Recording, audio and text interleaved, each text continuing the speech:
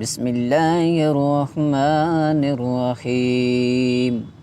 قل أعوذ برب الناس،